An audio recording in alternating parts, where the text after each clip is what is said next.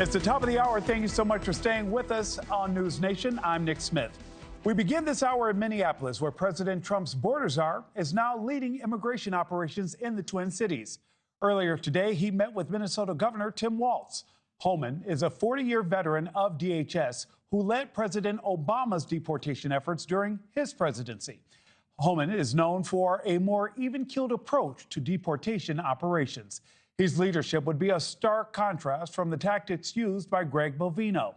Bovino has faced months of criticism in Minneapolis, Los Angeles, and Chicago. The tipping point coming after the deadly shooting of 37-year-old Alex Preddy at the hands of Border Patrol. That shooting creating a firestorm from the left, gun rights advocates, and even some on the right. But with Bovino out, there was growing speculation on Homeland Security Secretary Kristi Noem. But President Trump just moments ago defended Noem and the job she's doing. Let's get out to correspondent Allie Bradley live in Minneapolis with the latest. Allie, good afternoon. Yeah, hey, Nick. Obviously, the president there talking about Secretary Noem's efforts on controlling the border and things like that, touting her record there. But border czar Tom Homan is the one who's on the ground here in the Twin Cities, already making the rounds as well. He's expected to meet with Mayor Jacob Frey, but he just wrapped up a conversation with Governor Tim Walz this morning.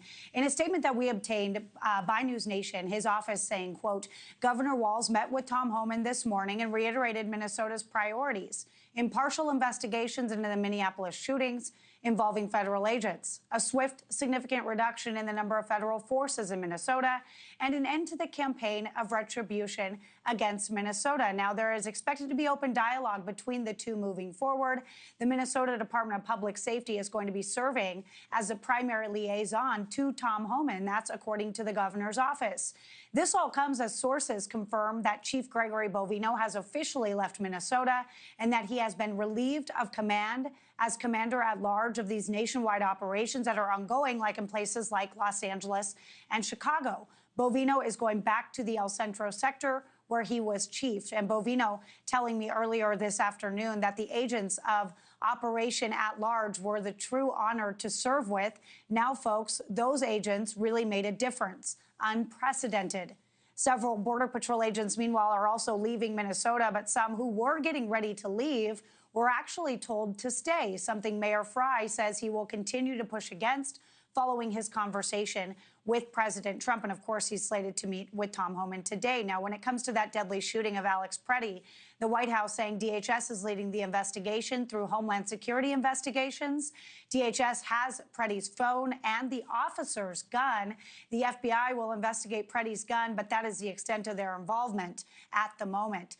Customs and Border Protection, meantime, is conducting its own internal investigation into the shooting, which is the agency directly over Border Patrol.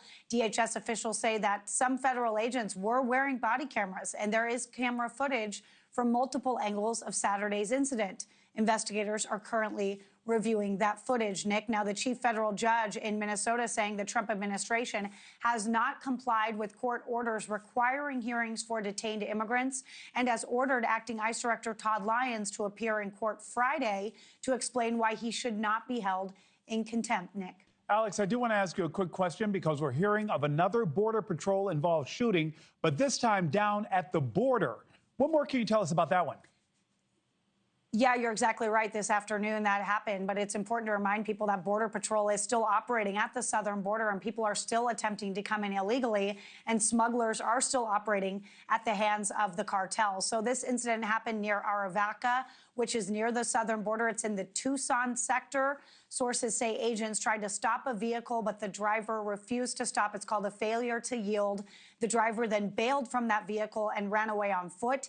He apparently fired shots at agents. Agents shot back and hit the suspect. He was transported to a local area hospital. Of course, Nick, we're learning, trying to gather more details, working to get that information. And once we get those details, we'll bring them to you, Nick. Allie, just another reminder that Border Patrol continues to do their work down at the border as well. Allie Bradley with the very latest from Minnesota. Allie, thank you so much. Joining me now as we stay with this story is immigration reporter for the Wall Street Journal, Michelle Hackman. Michelle, good afternoon. Thanks for having me. Happy to have you here. Help us break this down. Border Patrol Commander Greg Bovino is out, and so-called border czar Tom Homan is in. And he reportedly just met with Minnesota Governor Tim Walz. Governor Walz's office putting out a statement saying that the two agreed there is a need for ongoing dialogue. Is this potentially a page-turning moment? Absolutely. I think that's the right way to read it. I think the president yesterday indicated to everyone around him that he was looking for a pretty serious reset in Minnesota, and sending Tom Homan is the kind of move that you would take if you want to do that. There's been sort of this debate roiling the administration for months over how aggressive ICE tactics should be, whether you should be, doing these street sweeps out in big cities and arresting people based on basically profiling tactics, which was the Greg Bovino, Kristi Noem way, or Tom Homan, who's sort of a more old school ICE agent, advocating an approach of, let's actually go develop targets. Let's try to find those targets. And Homan has been saying, if you do that methodically, you actually will end up making more arrests. But until now, his approach hasn't really been favored. And it seemed, too, after that shooting of Alex Preddy, that it was Homan who stepped back and said, wait a minute, we need an investigation here. We can't determine what the situation was without an actual investigation, contrary to what we were seeing from both Bovino and Kristi Noem. He actually said that. I think the watershed moment for him was he actually made very similar comments after the shooting of Renee Good 2 weeks ago, when everyone else in the administration sort of rushed to characterize the shooting. Tom Homan appeared on television on CBS and other networks and basically said, we need to let this investigation play out. And I think a lot of people inside the administration that were kind of feeling uneasy about that shooting looked to him and said, oh my gosh, well, at least there's one person sort of who's level-headed about it. Nichole, is it crazy to think that Kristi Noem, right now, it seems that she has the backing of the president amid all the turmoil that we've seen there. She seems to still have the president's support, but it seems that Mr. Homan runs a very different kind of ship.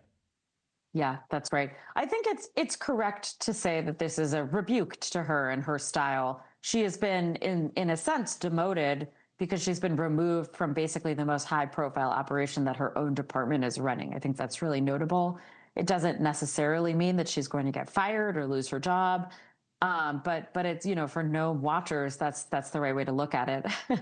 I think Tom Homan is going to come in and he's going to basically end those massive street operations, the ones that brought out so many protesters to clash with ICE. Brought out protesters, and Michelle, in all honesty, also distracts from the president's message. Mr. Trump wants to talk about affordability. He wants to focus to be on his campaign trip down to Iowa, not still answering questions about what's happening in Minnesota. We could sense his frustration with that, even as he answered questions before leaving Washington.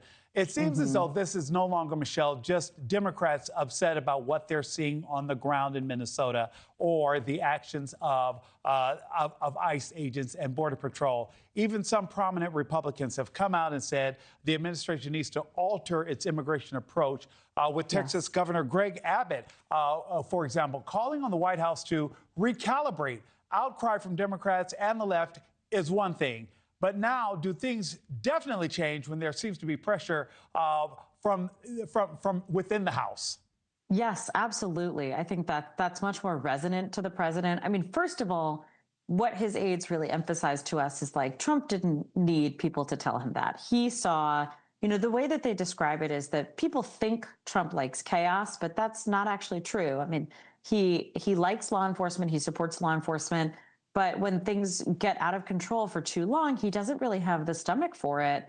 And so by this weekend, we were told that he was glued to the TV, seeing lots of negative headlines, lots of negative images, was feeling fed up. And that sort of coupled with these calls that he was receiving from various governors, senators, other lawmakers, really sort of reinforced his idea that he needed to do something to fix the situation. Michelle Hackman, thank you so much for joining us this afternoon. Thank you. Coming up, President Trump touching down in Iowa at any minute. We'll, of course, follow that live when it happens. New details on his affordability focus ahead of the midterm elections. And later, the winter blast has slammed large parts of the United States, but the threat is not over just yet. We have an update after the break.